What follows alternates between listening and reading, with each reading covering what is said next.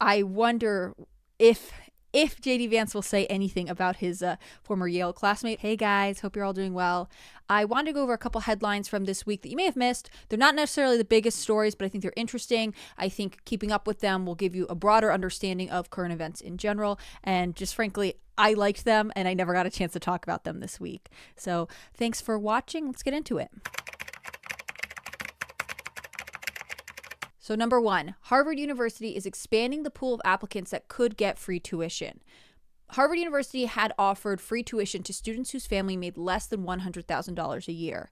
Now, as of Monday, the school says that students who come from families that make less than $200,000 could be qualified to receive free tuition.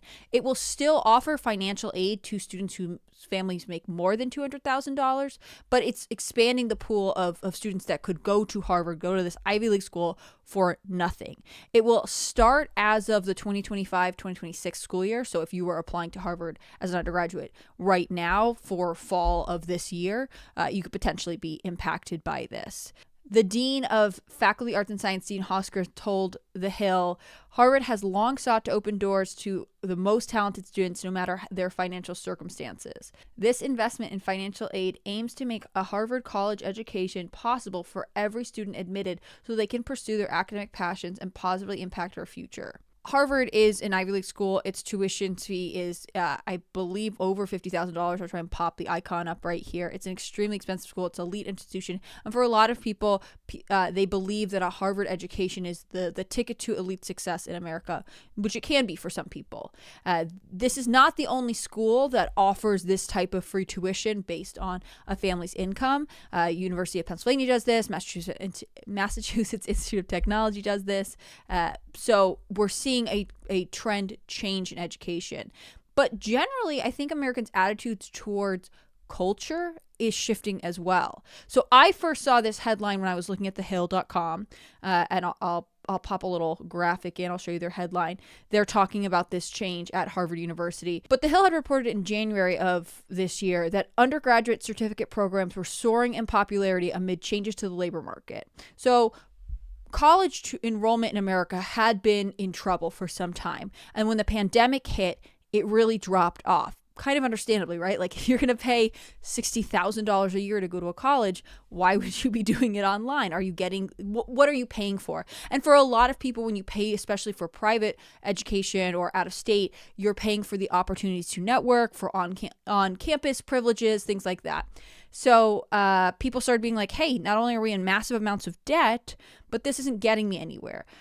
You can't really guarantee any sort of income when you get a bachelor's degree in America anymore. In fact, in some ways, it's sort of an oversaturated market. There are a lot of people with bachelors who are either unemployed or underemployed. So The Hill had reported in January of this year that the National Student Clearinghouse Research Center, which gathers data on trends in undergraduate and graduate education, found that undergraduate certificate programs had increased by 28.5% since the fall of 2019, so the fall preceding the pandemic. They also noted that these certificate programs are both a way to move into the workforce quicker without a college degree and as a resume booster for those still working on the bachelor. So there's a benefit to getting it. These programs from The Hill, schools have responded to the needs of communities, creating programs such as certificates for teachers and nurses to help address long-standing shortages or ones in emergency management amid the rise in natural disasters.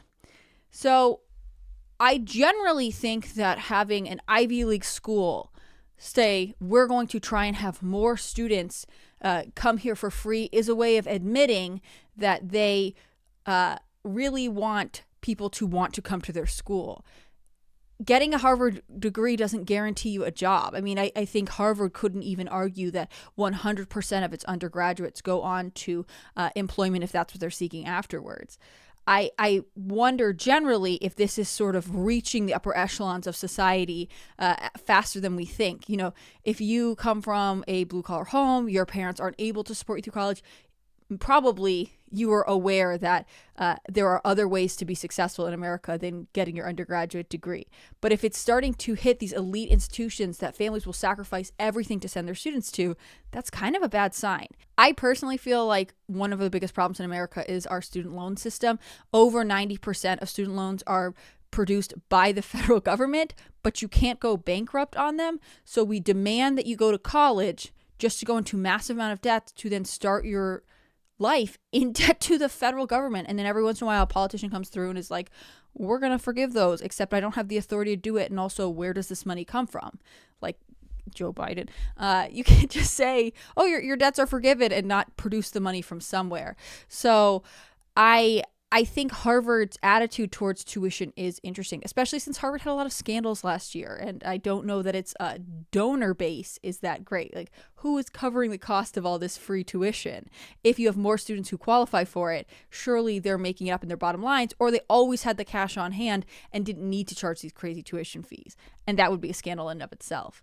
I'm also interested in this because this announcement was made on Monday, and today, it's Thursday, March 20th, President Donald Trump has announced that he is signing an executive order to start scaling down and shutting down the Department of Education. And the Department of Education is not actually very much involved in schools, but it really administrates our financial crisis with students. It oversees federal financial loans for students. It does also do some like low income and student in need funding, but primarily that's to me the coincidental timing here. That right days before Trump says this agency that basically backs all these loans, makes these loans possible, is going away. Harvard is like, yeah, actually some of you can come for free. Even more of you can come for free. It turns out we have the money. We found it. Suspicious. So something to keep an eye on for sure. I generally predict that over the course of my lifetime, there will be a collapse in the structure of university education. I think that we know it's not efficient. I think that there are a lot of people who don't need to be getting a bachelor's degree and going into debt, who are smart, capable, driven, who are pushed that direction because that's sort of how we measure success in America. I've talked about this before, but I know that with a lot of high schools, they'll present their matriculation rate for college to parents, whether it's public or private high schools, being like, look, we're successful. Almost everyone enrolls in college after that. But do all of those people go on to get good jobs? Do all of them stay in college? How much debt are they collectively in? These are better questions to see if your kid is going to be successful. So just keep an eye on colleges going forward this year. I think that there's going to be a lot of pushback with the Trump administration. But I also think you'll see things like what Harvard's doing, a lot of crafty ways to kind of keep interest. Sorry, I forgot to put my phone on Do Not Disturb, and my friends are starting to text me to be like, so did you have your baby yet? So the second headline I want to draw your attention to this week is actually international. MI6, the British Foreign Intelligence Agency, could be led by a woman for the first time ever in a win for, I guess, gender equality? Does this even matter? This is from ABC News. Britain's Foreign Intelligence Agency launched a search for its next chief on Tuesday, and the current office holder has suggested he'd like his replacement to be a woman. Although Judi Dench played M, the fictional head of MI16, in 7 Bond thrillers starting in the 1990s, the real-life agency has not had a woman as its chief in its 116-year history. Richard Moore, the current C, as the real-life MI6 chief is known, wrote on X in 2023 that he would, quote, help forge women's equality by working to ensure that I'm the last C selected from an all-male shortlist. Britain's 2 other main intelligence agencies have already shattered the spy world's glass ceilings. MI5, the Domestic Security Service, was led by Stella Remington from 1992 to 1996 and Eliza Manning Bueller from 2002 to 2007. Ann Keese Butler became head of the Electronic and Cyber Intelligence Agency's GCHQ in 2023. Now, do I think MI6 needs a female head?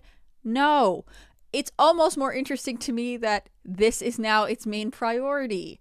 I think if you were an influential country that's trying to leverage its foreign influence, especially, amid a war between Russia and Ukraine or chaos in the Middle East, why would, number one, this guy step down now? And number two, why would it matter if he's replaced by a woman? This is one of these glass ceiling stories that is, like, to me, so stupid, because it should just be whoever's qualified. And now, even if it was like the most qualified woman ever, we're all going to be like, yeah, but you got it because they decided it was now time for a political change. They didn't want to have this all male history.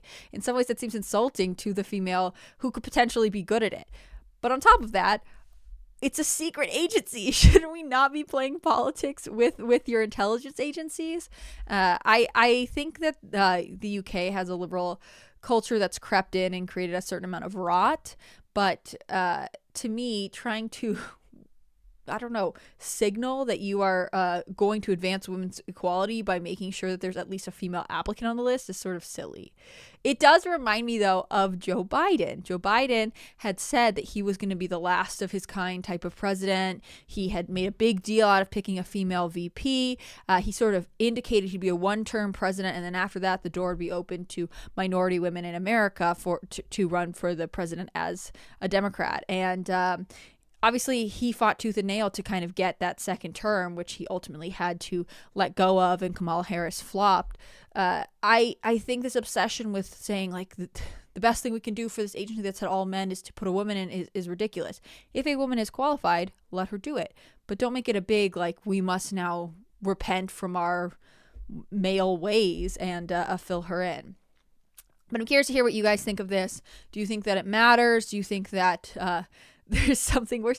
There's also some joke that I can't work out here about, like, a woman being in charge of an intelligence agency and it just becoming, like, very gossipy. That's very stereotypical to females. So, don't come for me, feminists. But this seems like a ridiculous fluff from the British government, and it makes me take them less seriously. What do you guys think? Number 3, the NASA astronauts are back. Sunita Sunny Williams and Barry Butch Wilmore have returned to Earth since being stranded in space for 9 months. If you guys remember, these two experienced astronauts were supposed to go to the International Space Station for 8 days. But because of the problem with the Starliner, which was created by Boeing for NASA, they could not come back. They actually had to end up coming back on a SpaceX Dragon capsule 9 months later. And I just can't imagine what would happen in space. So, basically what happened was this Starliner was being tested and it was sent up to space, and this was at the end of last year. Or in the summer of last year, really. And when they got up, there were all kinds of problems with it, and they couldn't return. And in some ways, this is actually a win for SpaceX because its Dragon capsule is preferred by space agencies in Europe and other countries right now. And Boeing and NASA are basically trying to say, no, we have a good product too. Except now we have proof, basically, that these astronauts got stuck. So I'm going to read you a little excerpt from this Sky News article that kind of summarized what happened. The whole point of this mission was to test the spacecraft, which was tipped to be a critical alternative to SpaceX's Crew Dragon spacecraft, which is currently the only shuttle for U.S., European, Canadian, and Japanese astronauts to and from the International Space Station. They arrived safely, but the space capsule had 5 helium leaks, 5 dead maneuvering thrusters, and a propellant valve that failed to close completely. In the following weeks, Boeing and NASA conducted a series of tests both in space and on the ground using a Starliner replica to try and fix the problem that the aircraft faced. Even as late as August, Boeing insisted it was confident that the Starliner, which was developed on a reported $5 billion NASA contract, could safely bring the astronauts back. But both NASA and Boeing eventually deemed it too risky, so the Starliner returned to Earth unmanned last September, leaving Miss Williams and Mr. Wilmore behind on the International Space Station. There are there's another NASA astronaut there and another, do you call them cosmonauts? Russian cosmonaut Alexander Gorbanov, who were on this International Space Station starting in September. So they weren't isolated alone. There were people up there.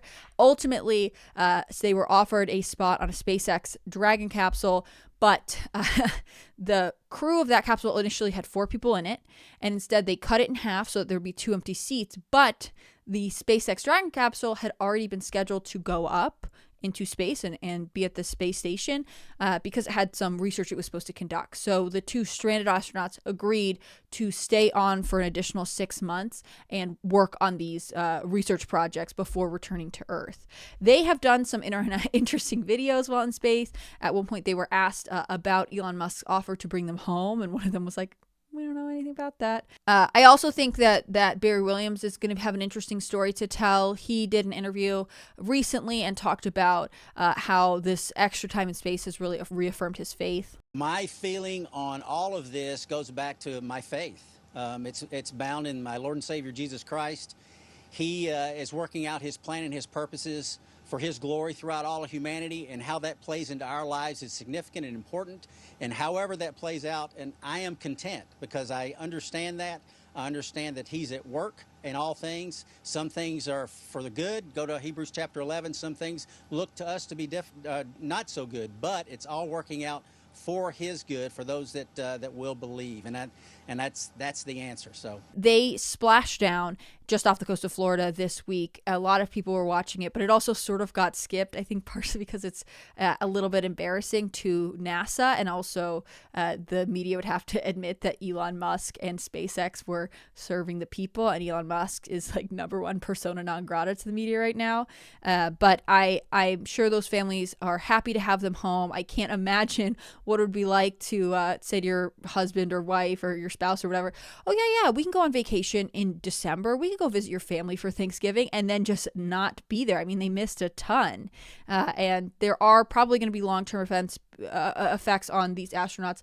I assume they had to be in a certain level of physical condition and health to go to space at all in the first place, but prolonged time in space can impact bone density and have long-term health consequences. So hopefully they are fine, but it was definitely one of these science fiction movies that played out, and I think a lot of people sort of forgot about it. So the fourth story I want to talk about this week that some of you may have missed is that Vice President J.D. Vance is now the fundraising chairman for the Republican National Committee. This is the first time a vice president has ever held this role. It's kind of interesting because it's generally lauded as a sign of his influence over the party going into midterms in 2026 and potentially his heir apparency in 2028. A lot of people speculate that he'll run for the president in 2028, which he might. I expect that there will be a competitive field for Republicans in 2028, although J.D. Vance is sort of head and shoulders above a lot of people in terms of national name recognition. For now, he'll be in charge of helping fundraise and influence what candidates the party gets behind going into midterms. So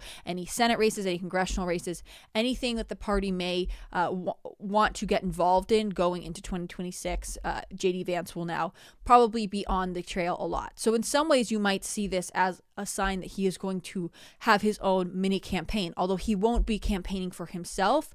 He'll be more campaigning for the future of the movement that he and Trump are at the forefront of. President Donald Trump seems really dedicated to letting J.D. Vance go into the field and have his spotlight on social media while he buckles down and gets his big policy goals done. I mean, the flurry of executive orders from President Donald Trump was fascinating. He's openly asking people to sue him over some issue so we can battle it out in court.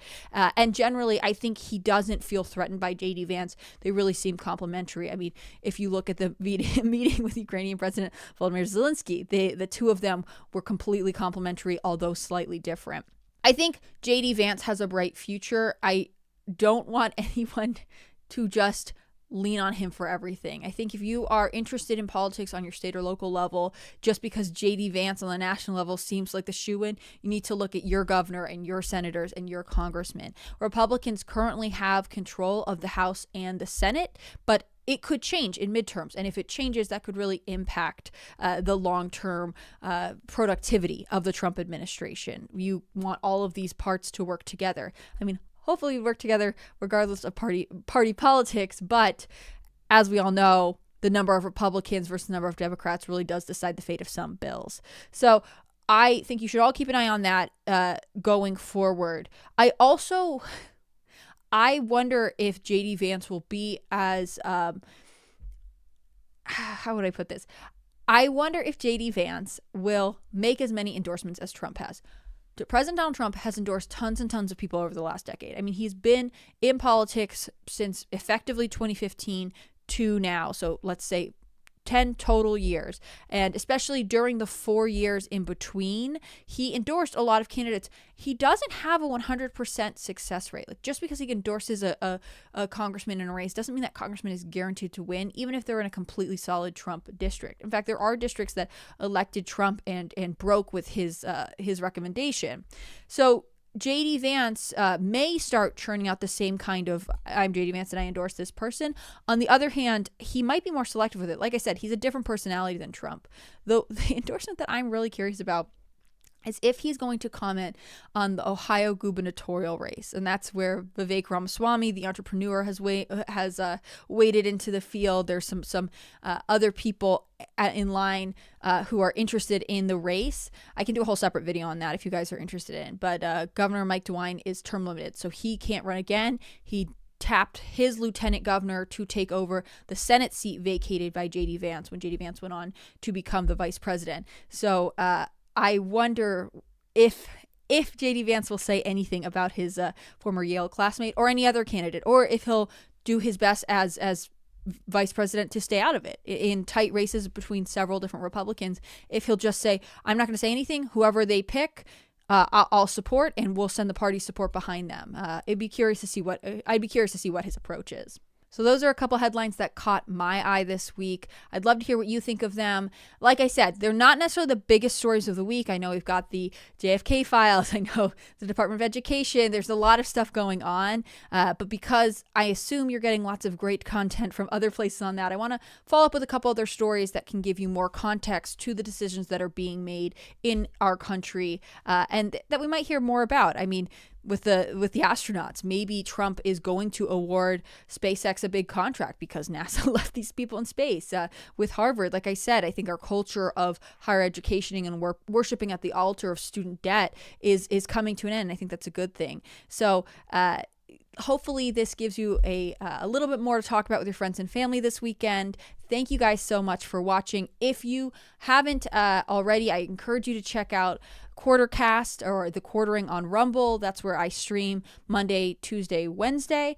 I'm also trying to be consistent in getting a video up here Friday at 3 p.m. This week, I released another video on Tuesday about the Idaho 4 murder case. If you're interested in that, or if you're not interested in that case specifically, you just like contemplating the implications of different 911 calls and legal stuff, definitely go check that out. It's also on this channel. Thanks for all your support.